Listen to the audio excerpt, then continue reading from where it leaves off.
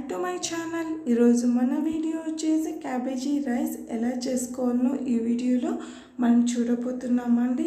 ఎంతో హెల్తీ అయిన ఈ రెసిపీ ఎలా చేసుకోవాలో మరి చూద్దామా. మరి స్టవ్ పైన ఒక ప్యాన్ పెట్టేసుకొని అందులో 3 టేబుల్ స్పూన్ల ఆయిల్ యాడ్ చేసుకోవాలి.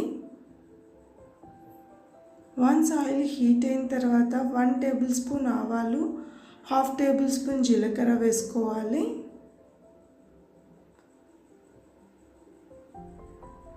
2 టేబుల్ స్పూన్ శనగపప్పును యాడ్ చేసుకోవాలి. వీటిని లైట్ గోల్డెన్ కలర్ వచ్చేంత వరకు ఫ్రై చేసుకోవాలి. తర్వాత 1 టేబుల్ స్పూన్ అల్లం వెల్లుల్లి పేస్ట్ వేసుకొని